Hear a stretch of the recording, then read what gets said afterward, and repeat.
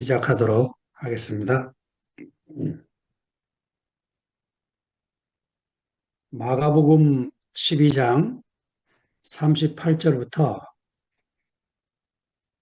44절 12장 끝까지입니다. 제가 읽어가겠습니다. 예수께서 가르치실 때 가라사대 긴 옷을 입고 다니는 것과 시장에서 문안받는 것과 회당의 상자와 잔치의 상석을 원하는 서기관들을 삼가라. 저희는 과부의 가산을 삼키며 외식으로 길게 기도하는 자니 그 받는 판결이 더욱 중하리라 하시니라. 예수께서 연복궤를 대하여 앉으사 무리의 연복궤에 돈 넣는 것을 보실세 여러 부자는 많이 넣는데 한 가난한 과부는 와서 두 렙돈 곧 한 고드란트를 넣는지라. 예수께서 제자들을 불러다가 이르시되 내가 진실로 너에게 이르노니 이 가난한 과부는 연복에 넣는 모든 사람보다 많이 넣었도다. 저희는 다 그 풍족한 중에서 넣었거니와 이 과부는 그 구차한 중에서 자기 모든 소유, 그 생활비 전부를 넣었느니라 하셨더라. 아멘.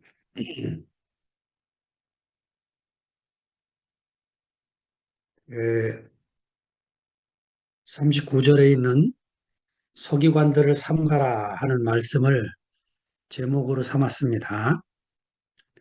원래 히라보 성경 안에는 이 서기관들을 삼가라는 문장이 제일 먼 앞에 나옵니다. 서기관들을 삼가라. 어떤 서기관을 삼가느냐? 긴 옷 입고 다니고 시장에서 문안받고 회당에 가면 상좌에 앉으려고 하고 잔치에 가면 상석에 앉는 이런 사람들을 삼가라고 말씀을 하고 계시는 거죠.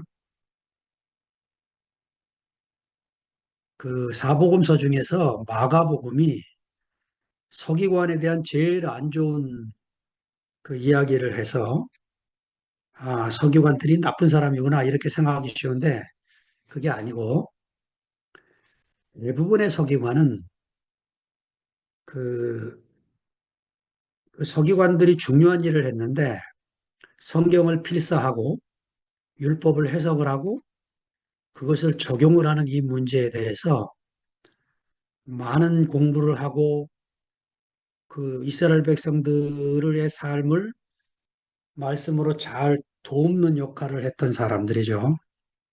근데 오늘 예수님이 문제 삼는 서기관은 그중에 이 지배계층에 있는 서기관, 대부분의 서기관은 가난하게 살았습니다. 근데 이제 지배계층에 있는 서기관들이 이 고위 공직에 있는 권세를 이용해서 아주 그 못된 짓을 많이 해서 예수님이 지금 그런 서기관들에 대해서 말씀을 하고 계시는 겁니다.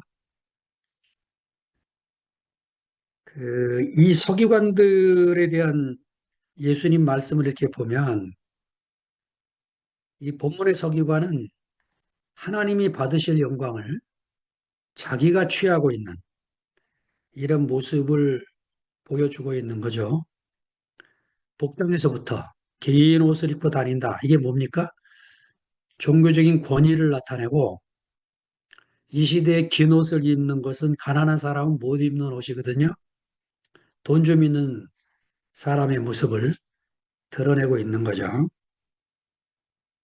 그 시장에서 문안받고 이런 거 좋아하는 이런 사람을 나타내고 있습니다.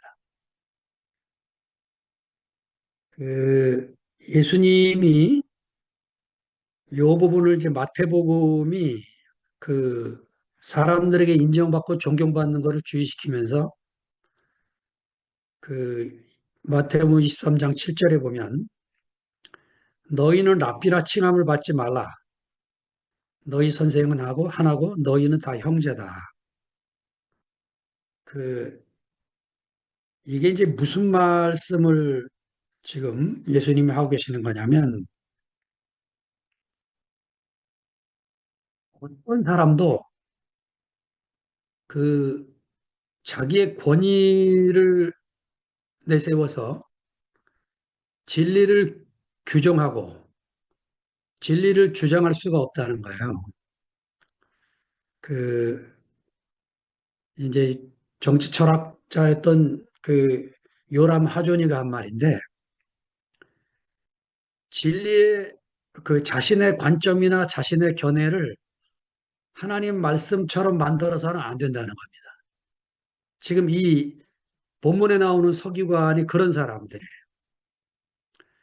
자기의 권위나 권세를 이용해서 예, 그 사람들에게 존경을 받고 자기가 하는 말이 하나님 말씀이고 이렇게 지금 살고 있는 사람들을 예수님이 예를 들어서 지금 말씀하고 계시는 거죠.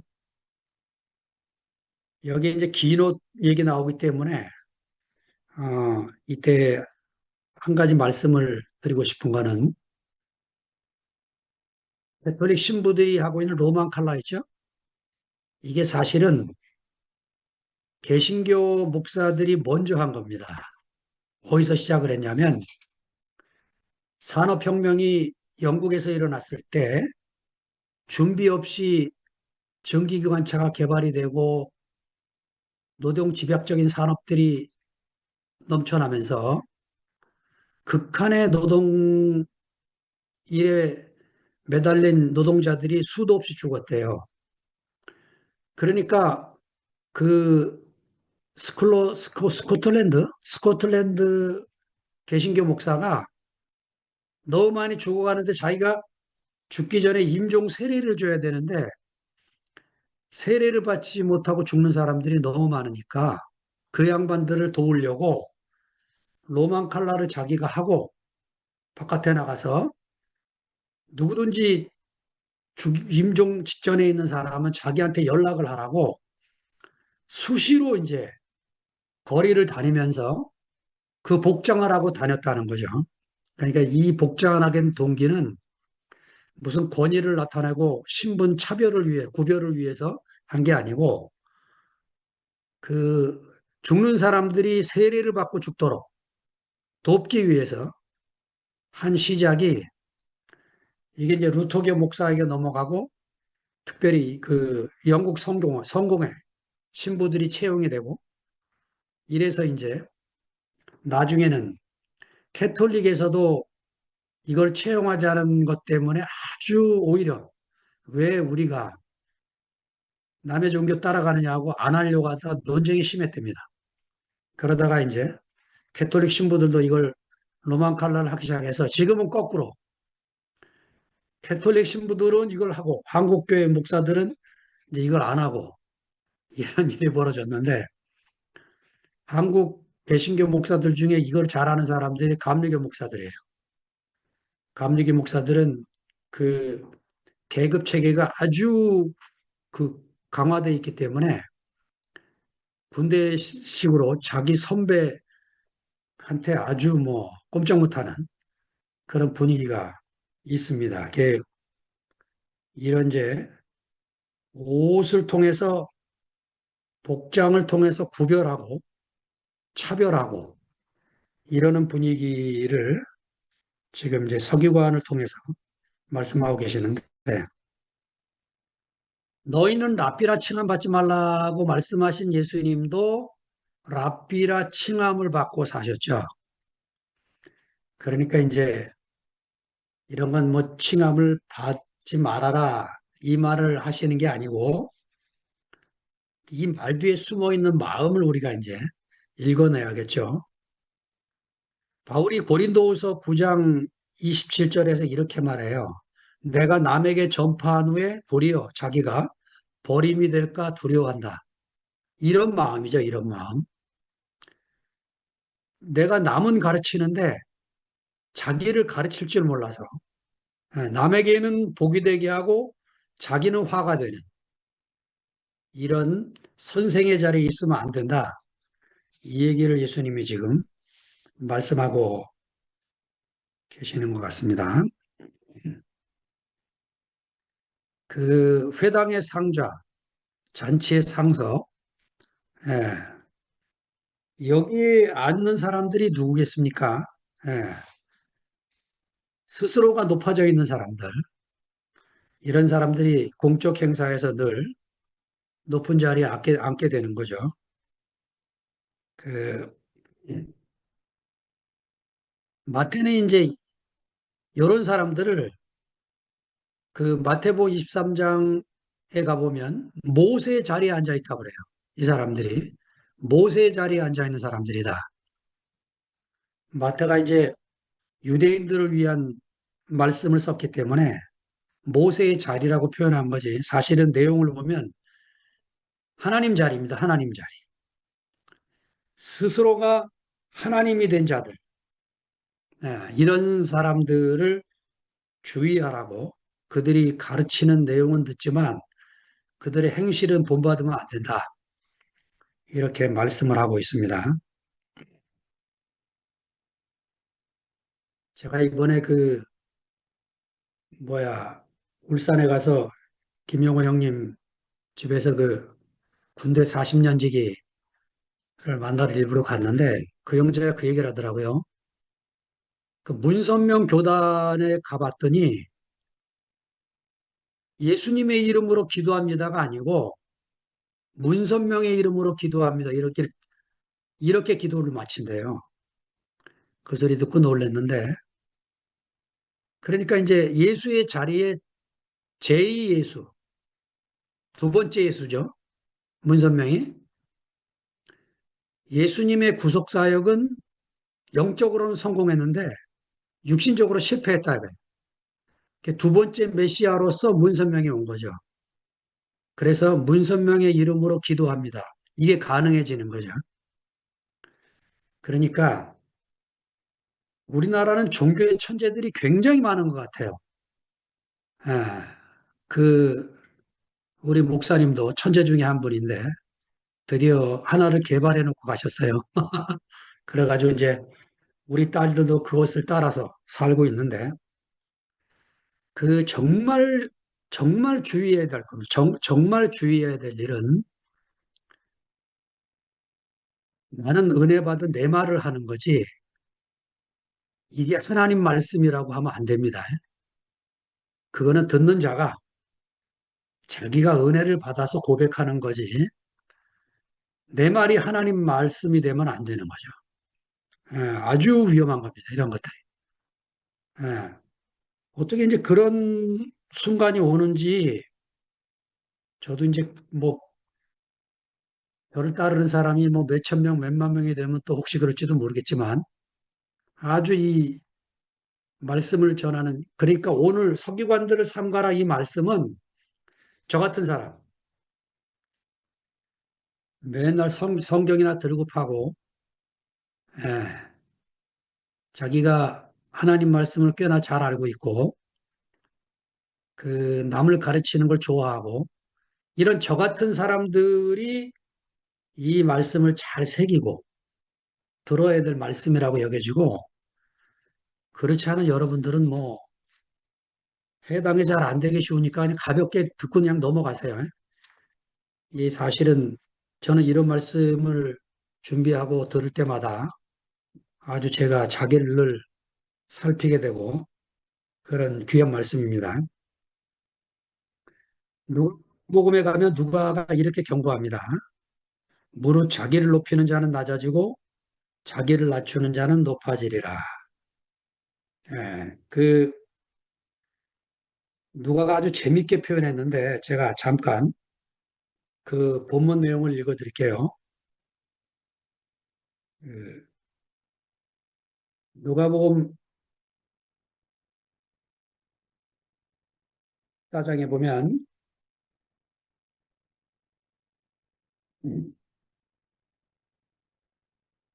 1절에 청함을 받은 사람들의 상좌 택함을 보시고 저희에게 비유로 말씀하여 가라사대 내가 누구에게나 혼인잔치에 청함을 받았을 때 상좌에 앉지 말라. 그렇지 않으면 너보다 더 높은 사람이 청함을 받는 경우에 너와 저를 청한 자가 와서 너더러 이 사람에게 자리를 내어주라 하리니 그때 내가 부끄러워 말 속으로 가게 되리라.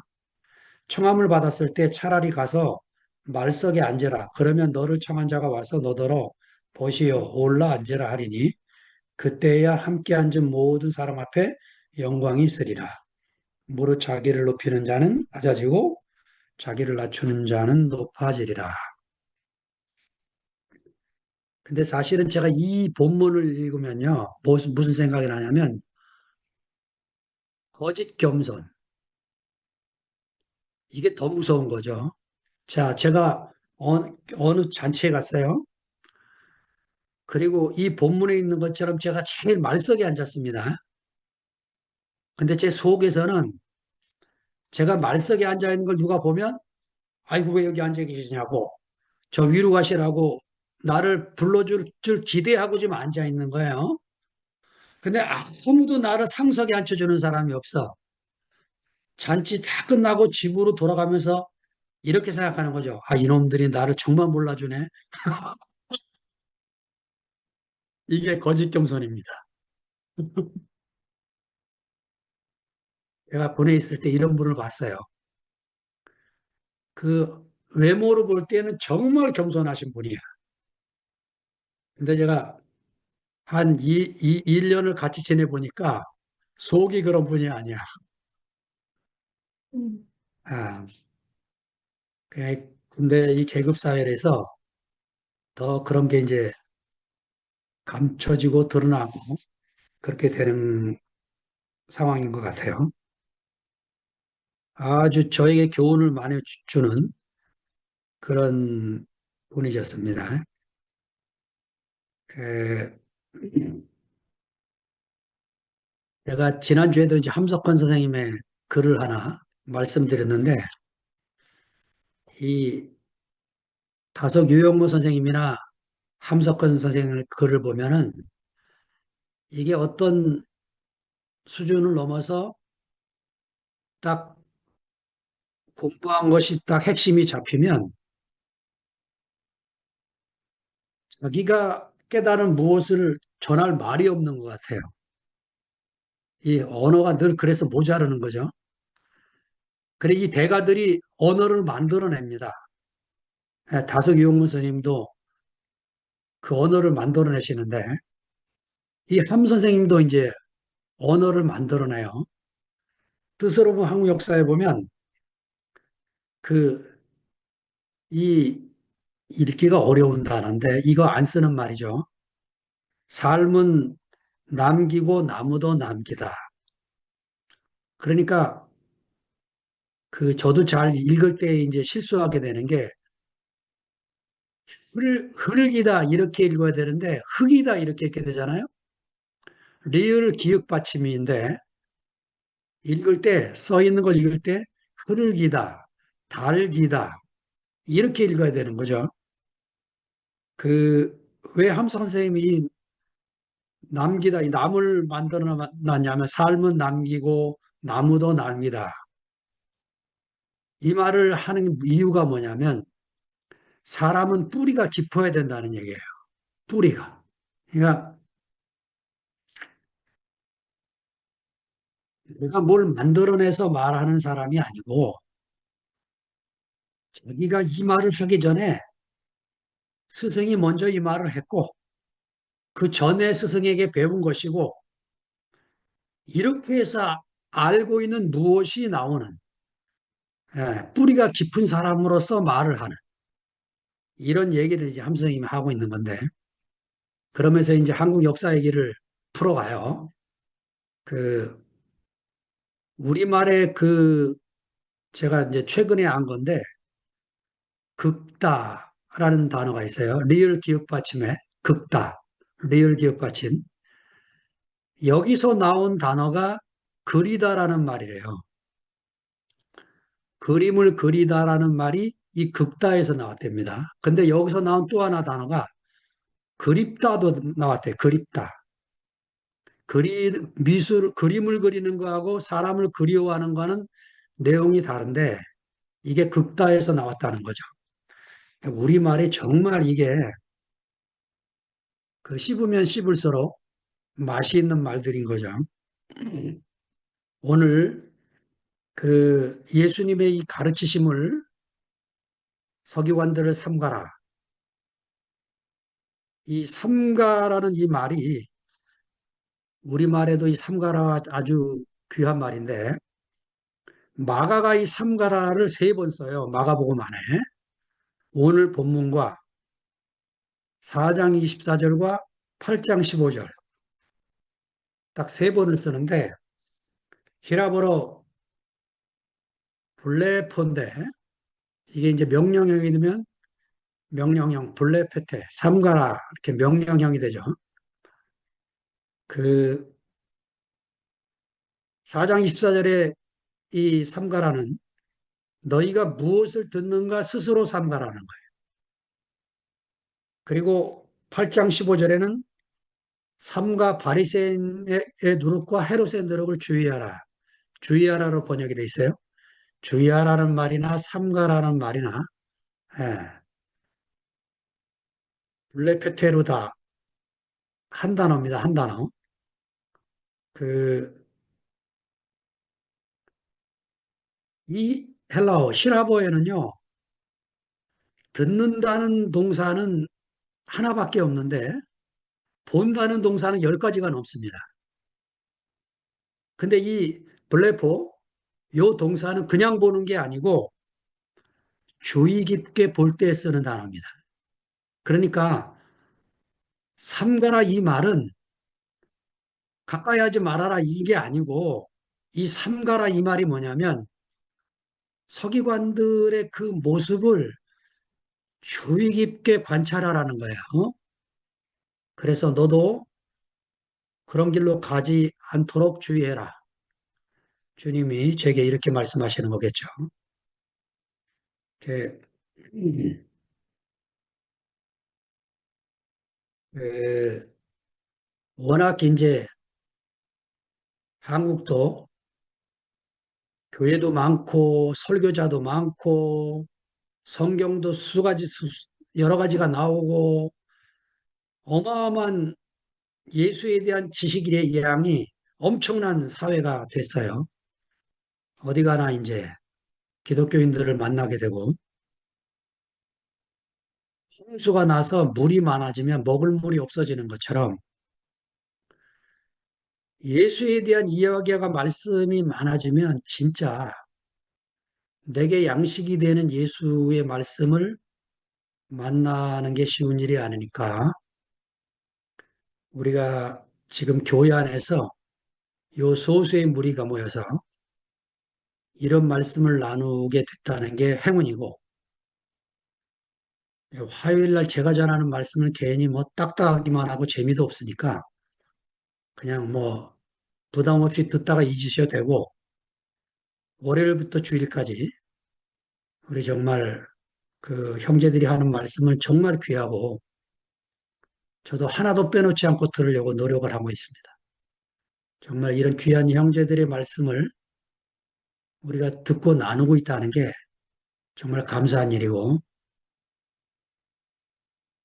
그 자기가 연구한 게 아니고 자신이 돼서 자기가 그런 양식이 자기에게 와서 그 말씀이 육신이 된 그런 자리에서 말씀하는 형제들의 말씀을 우리가 듣고 살고 있다는 게 행운이라고 여겨집니다.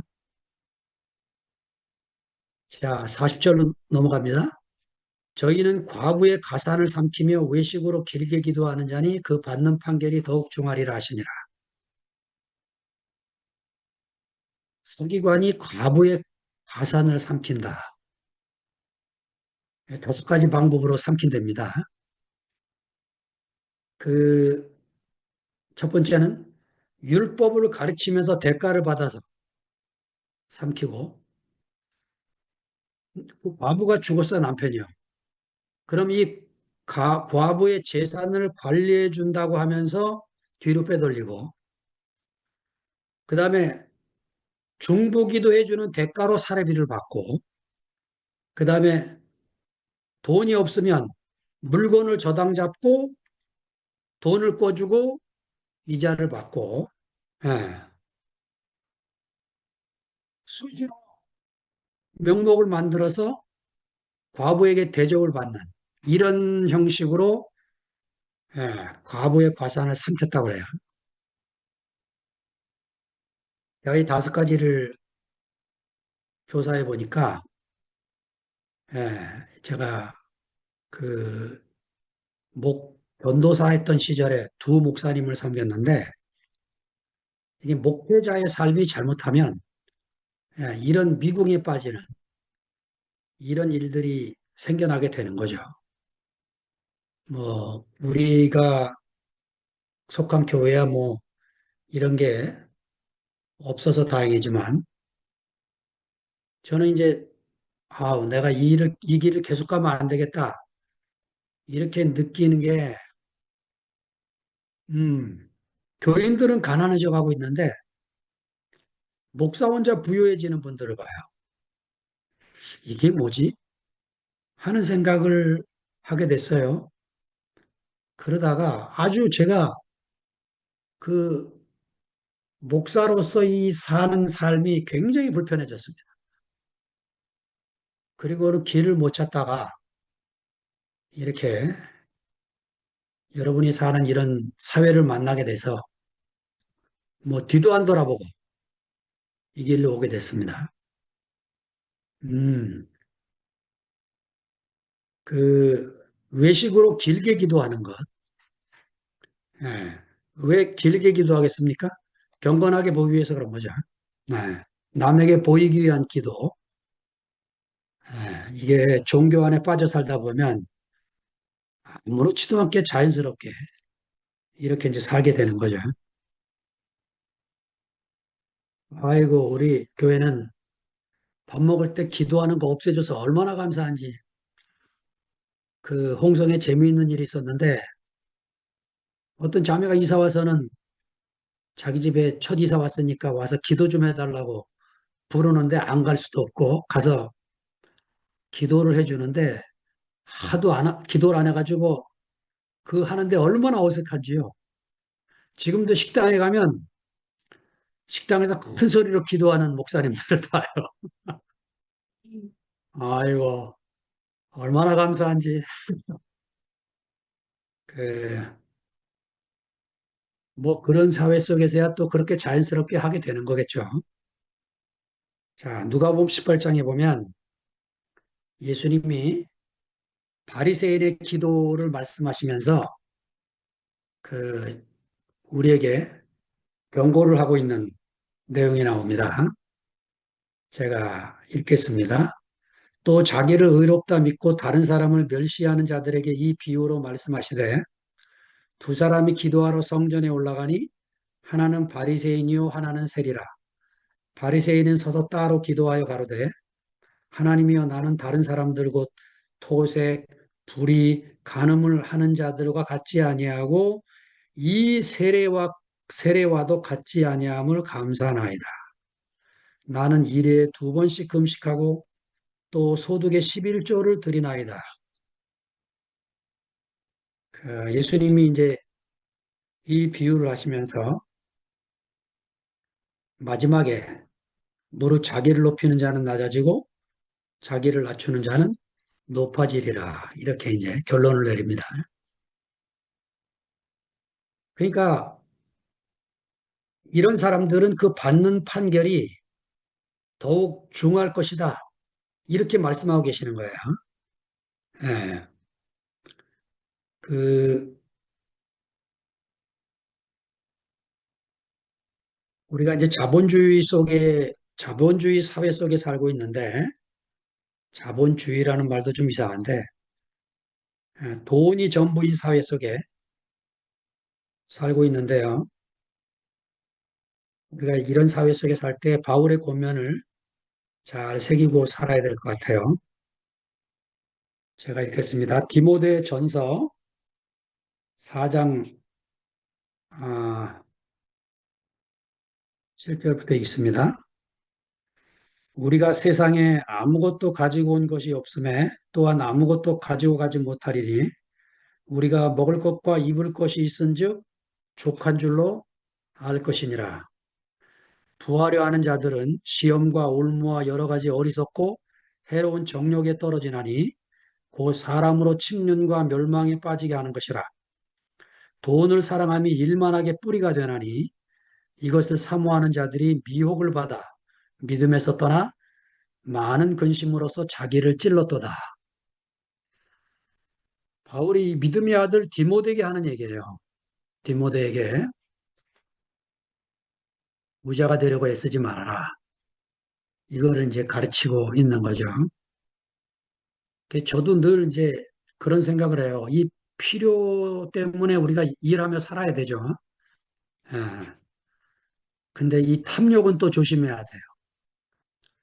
그래서 이 필요와 탐욕 사이의 경계를 잘 구분해서, 네, 내가 내가 너무 좋아해서 아무 생각 없이 필요에 넘치도록 돈을 쓰는 일이 없도록 조심하며 살아야 되겠죠.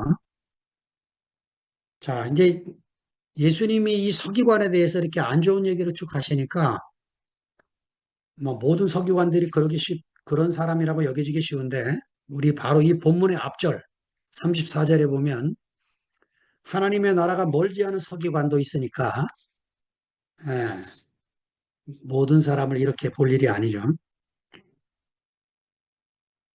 41절 42절로 넘어갑니다. 예수께서 연보궤를 대하여 앉으사 이것 또한 재미있는 표현입니다. 무리의 연보궤에 돈 넣는 것을 보실세 여러 부자는 많이 넣는데 한 가난한 과부는 와서 두 렙돈 곧 한 고드란트를 넣는지라. 랍비라는 양반인 예수가 연보계를 딱 두고 앉아서 누가 얼마나 넣나 보고 있는 광경도 재밌잖아요. 예수님이 이러고 있다는 게 예, 마가가 하여튼 재밌습니다. 그 당시에 그 유대인들의 생활상이 어떠냐면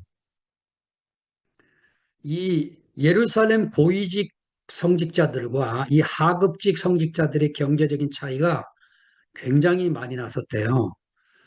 그래서 그 고위직 성직자들이 하위직 성직자들의 몫을 탈취하고 자기 마음대로 횡포를 저지르는 그런 일들이 비일비재했다고 기록을 하고 있습니다.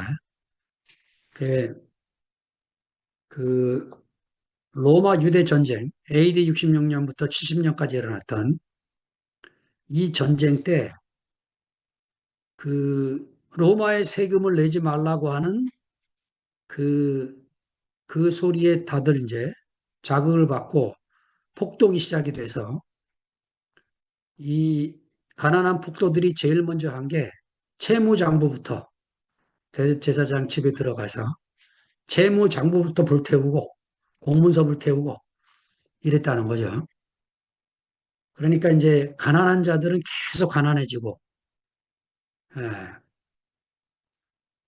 그 누구죠 그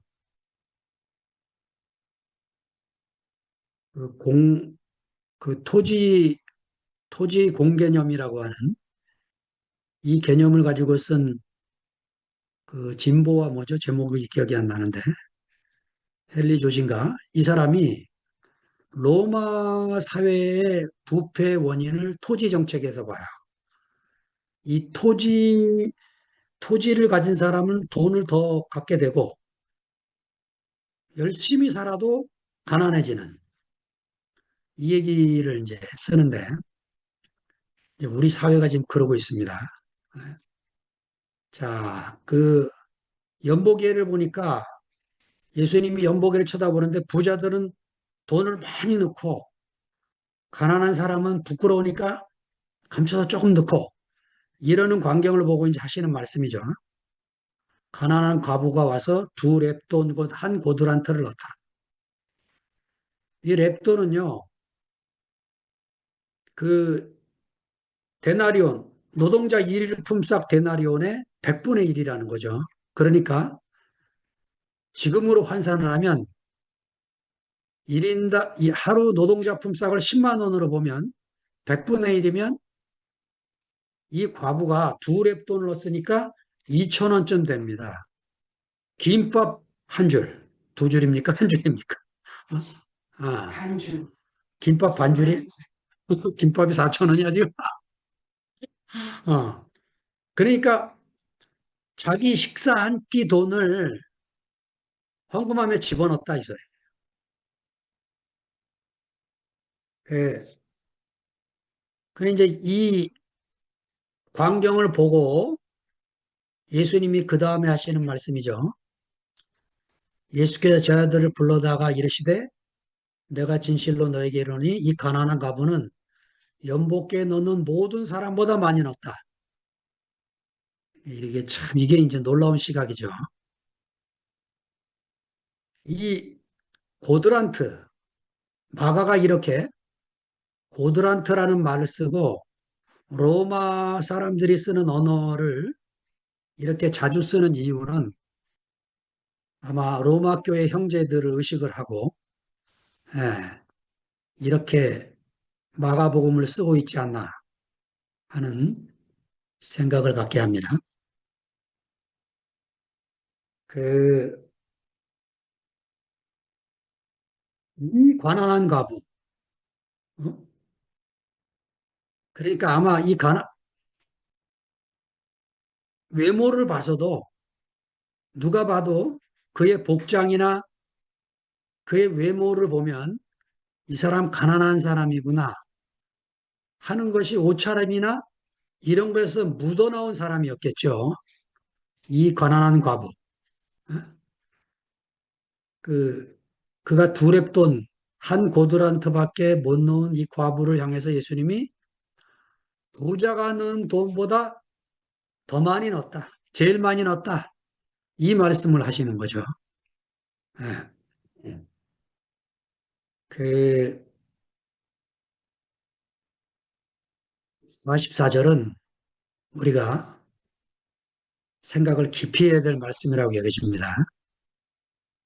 저희는 다 풍족한 중에서 넣었거니와 이 과부는 그 구차한 중에서 자기 모든 소유 곧 생활비 전부를 넣었느니라 하셨더라. 그래서 이제 전통적으로 교회에서 어떻게 해석을 하고 있냐면 하나님이 얼마나 많은 액수를 들었나 이걸 보시는 게 아니고 얼마나 많이 남기고 있는가 하는 거를 본다는 거죠. 예.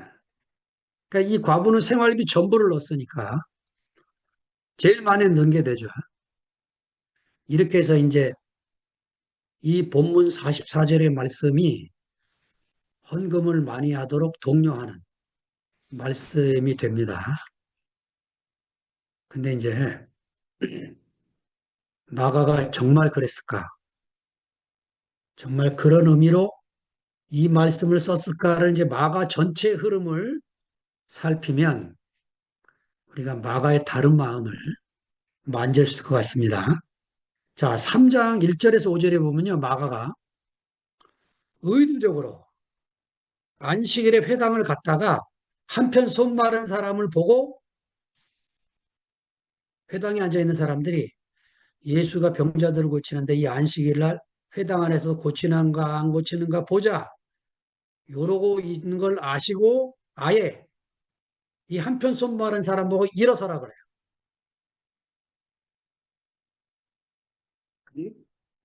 그만히 생각하면 이렇게 생각할 수도 있어요. 뭐냐면 이게 죽고 사는 문제가 아니잖아요. 한편 손 마른 거는 다음날 고쳐도 되는 거예요. 예수는 왜 이렇게 의도적으로 회당에서 안식일 날 병을 고쳤을까? 예. 그들이 안식일을 기억하여 거룩히 지키라는 이 말씀을 자의적으로 해석을 해서 예.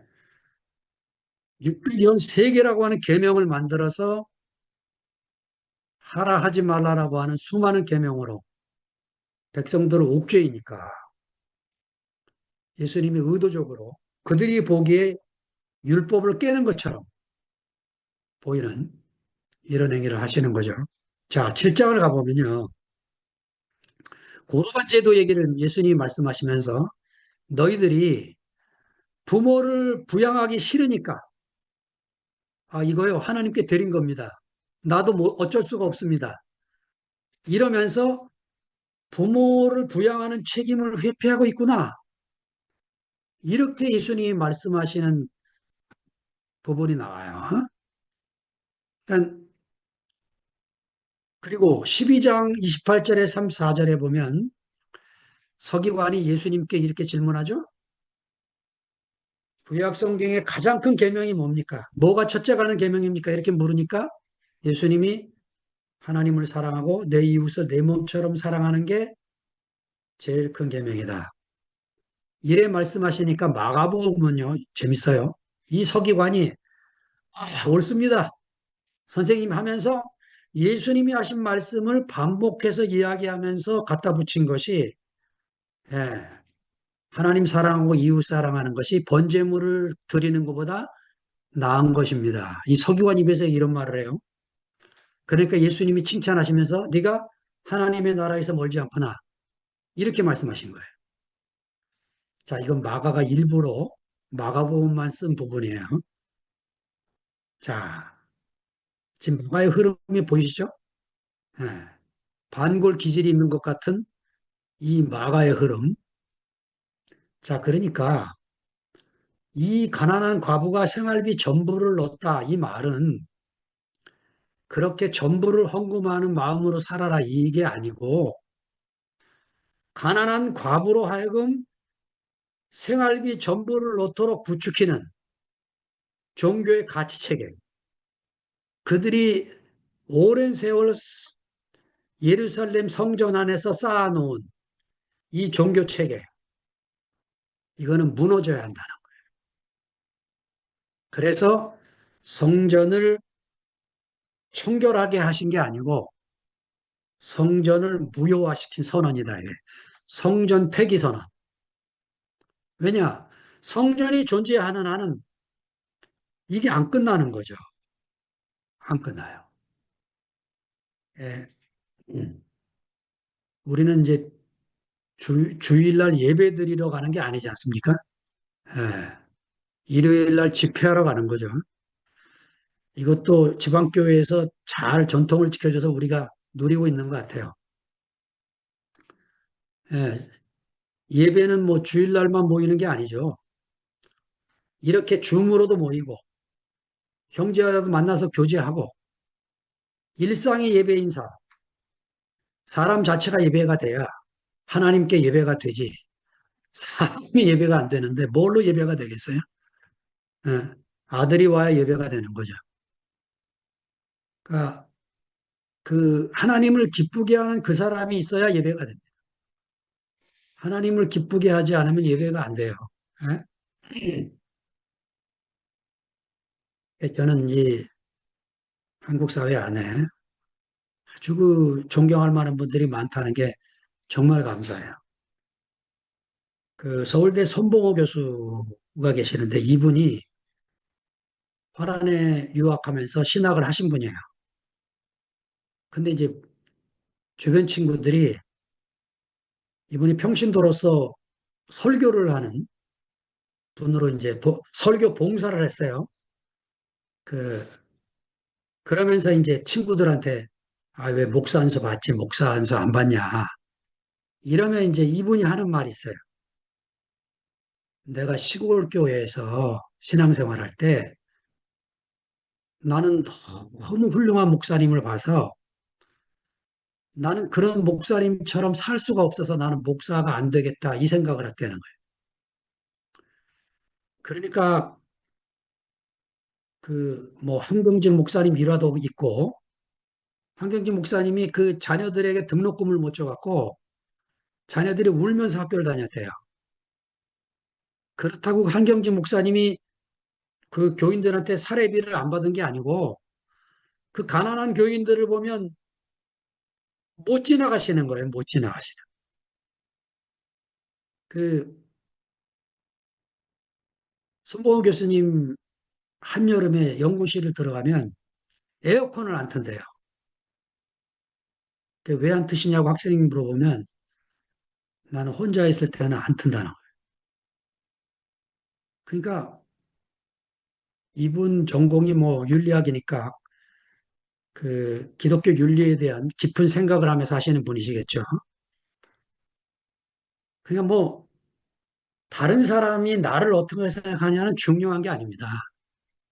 내가 주님 앞에서 어떻게 사는 게 부끄럽지 않게 사는 것인가를 매번 생각하는 거죠.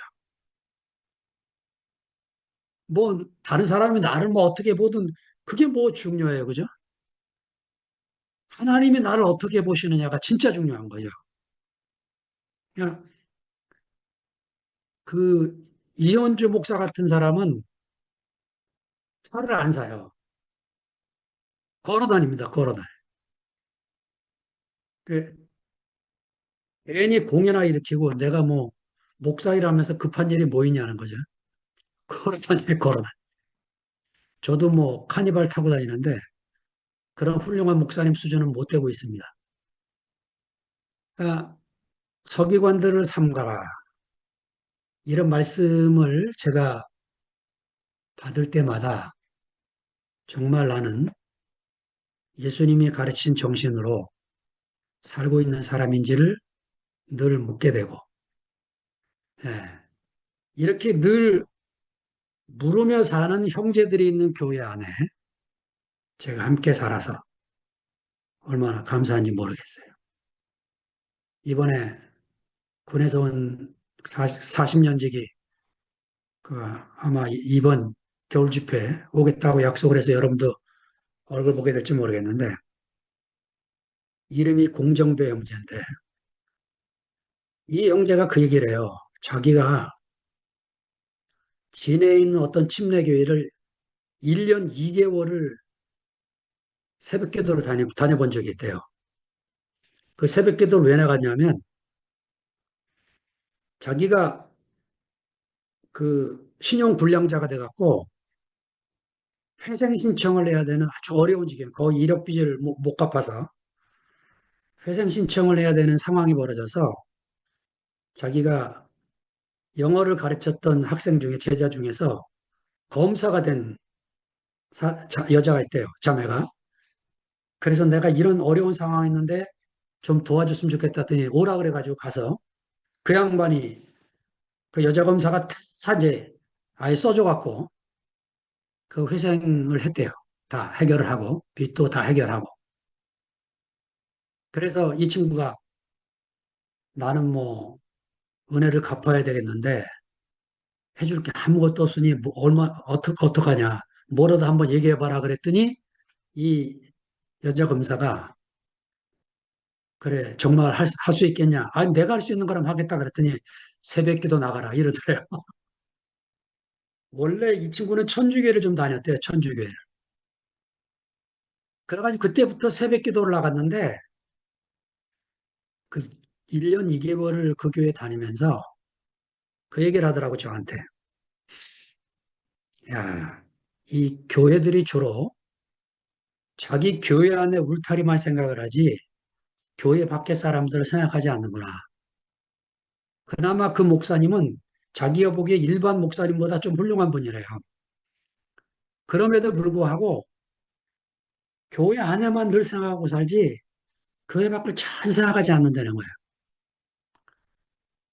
근데 이제 이 친구가 하는 말이 나를 왜 40년씩 그렇게 연락을 하고 만나고 싶어 하냐 그랬더니 자기가 군대에서 저를 봤는데 이 장 목사님은 일반 목사하고는 다른 사람이구나 하는 게 느껴져 갖고 인생의 중대한 결정을 할 때마다 저를 찾아왔어요.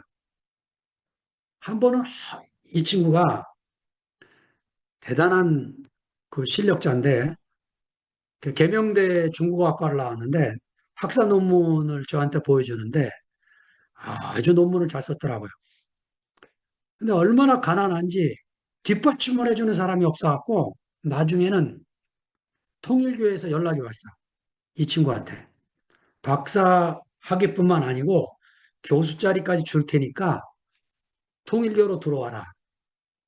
그래가지고 이제 통일교에 가서 사인하러 가는 길에 제가 생각이 나서 제가 일산에 있을 때 저를 만나러 왔더라고요. 그 걔가 자네 지금 뭐 하는 줄 아나? 자네 같은 사람 때문에 괴테가 파우스트를 쓴 거야. 파우스트가 누구든지 나를 젊게만 해주면 영원이라도 팔겠다.